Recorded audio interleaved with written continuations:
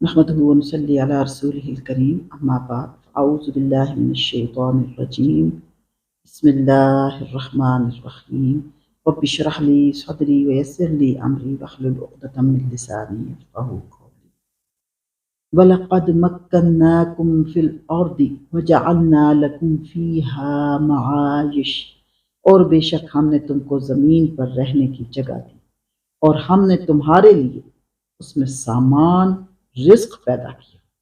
قلیلا ما تشکرون، تم لوگ بہت ہی کم شکر ادا کرتے ہو۔ عزیز ساتھیو، السلام علیکم ورحمۃ اللہ وبرکاتہ۔ اس آیت مبارکہ میں اللہ سبحانہ وتعالیٰ انسانوں سے شکوہ کر رہے ہیں۔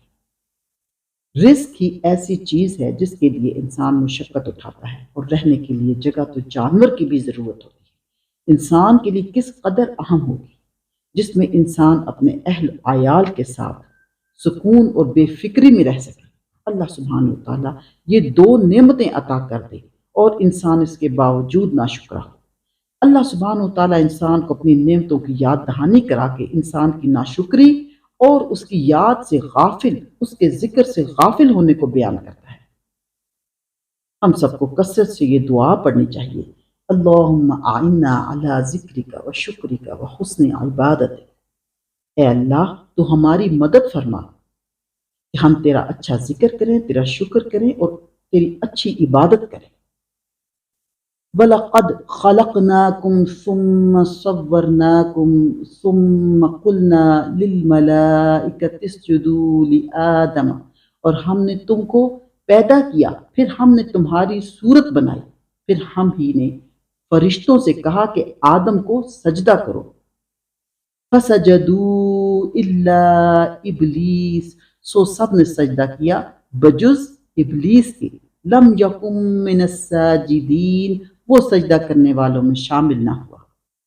اس آیت مبارکہ میں ایک اور احسان جس کا ذکر کیا گیا ہے، تخلیق اور مخلوقات میں افضل قرار دی اور اپنے پیارے حکم کی تعمیل کرائی، یعنی آدم علیہ السلام کو سجدہ کرایا۔ صرف شیطان نے سجدہ کرنے سے انکار کیا۔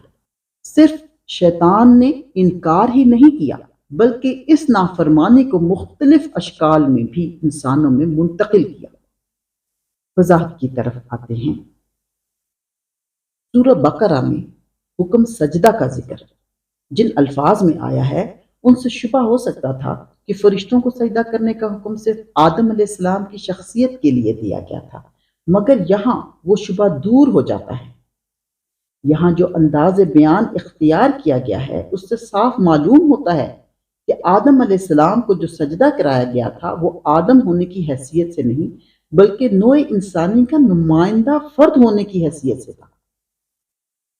اور یہ جو فرمایا کہ ہم نے تمہاری تخلیق کی ابتدا کی، پھر تمہیں صورت بخشی، پھر فرشتوں کو حکم دیا کہ آدم کو سجدہ کرو، اس کا مطلب یہ ہے کہ ہم نے پہلے تمہاری تخلیق کا منصوبہ بنایا اور تمہارا مادہ آفرینش بنایا، اس کو تیار کیا، پھر اس مادے کو انسانی صورت عطا کی، پھر جب ایک زندہ ہستی کی حیثیت سے انسان وجود میں آ گیا تو اسے سجدہ کرنے کے لیے فرشتوں کو حکم دیا۔ اس آیت مبارکہ کی یہ تشریح خود قرآن مجید میں دوسرے مقامات پر بیان ہوئی ہے۔ مثلا سورۃ صاد میں ہے، اذ قال ربک للملائکۃ انی خالق بشرا من طین فاذا سویتہ ونفخت فیہ من روحی فقعوا لہ ساجدین۔ یہ تصور کرو اس وقت کا جب کہ تمہارے رب نے فرشتوں سے کہا کہ میں ایک بشر مٹی سے پیدا کرنے والا ہوں، پھر جب میں اسے پوری طرح تیار کر لوں اور اس کے اندر اپنی روح سے کچھ پھونک دوں تو تم سب اس کے آگے سجدہ میں گر جانا۔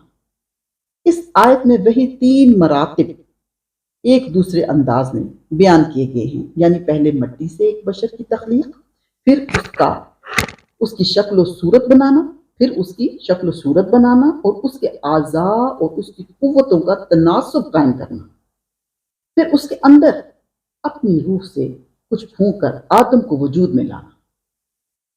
اسی مضمون کو سورہ حجر میں بیان کیا گیا ہے۔ سورہ ہجر میں بیان کیا ہے۔ وَإِذْ قَالَ رَبُّكَ لِلْمَلَائِكَةِ إِنِّي خَالِقٌ بَشَرًا مِّن صَلْصَالٍ مِّنْ حَمَاءٍ مَّسْنُونٍ فَإِذَا سَوَّيْتُهُ وَنَفَخْتُ فِيهِ مِن رُّوحِي فَقَعُوا لَهُ سَاجِدِينَ۔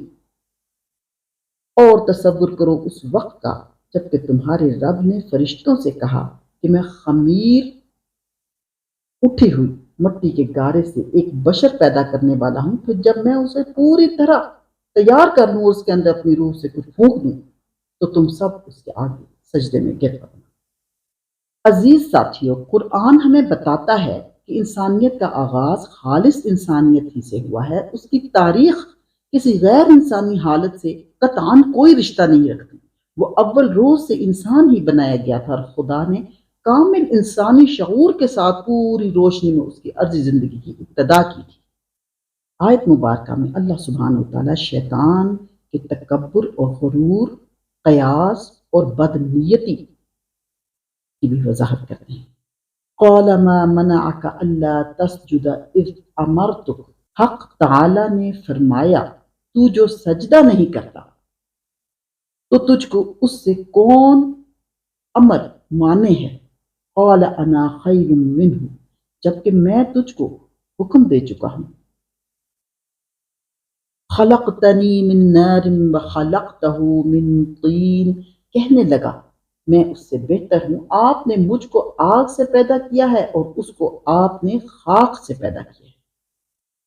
عزیز ساتھیو، اللہ تسجدو میں لا زائد ہے، یعنی ان تسجد، تجھے سجدہ کرنے سے کس نے روکا، یا عبارت محذوف ہے، یعنی تجھے کس چیز نے اس بات پر مجبور کیا کہ تو سجدہ نہ کرے۔ شیطان فرشتوں میں سے نہیں تھا بلکہ خود قرآن کی صراحت کے بموجب وہ جنات میں سے تھا۔ سورۃ کہف کی آیت نمبر 50 میں۔ لیکن آسمان پر فرشتوں کے ساتھ رہنے کی وجہ سے اس سجدہ حکم میں شامل تھا جو اللہ نے فرشتوں کو دیا تھا، اس لیے اس سے باز پرس بھی ہوئی اور اس پر عتاب بھی نازل ہوا۔ اگر وہ اس حکم میں شامل نہ ہوتا تو اس سے باز پرس ہوتی اور نہ وہ راندہ درگاہ قرار پاتا۔ شیطان کا یہ عذر گناہ بدتر از گناہ جس کا آئینہ دار ہے۔ ایک تو اس کا سمجھنا کہ افضل کو مفعول کی تعظیم کا حکم نہیں دیا جا سکتا، غلط ہے، اس لیے کہ اصل چیز تو اللہ کا حکم ہے، اس کے حکم کے مقابلے میں افضل غیر افضل کی بحث اللہ سے سرتابی ہے۔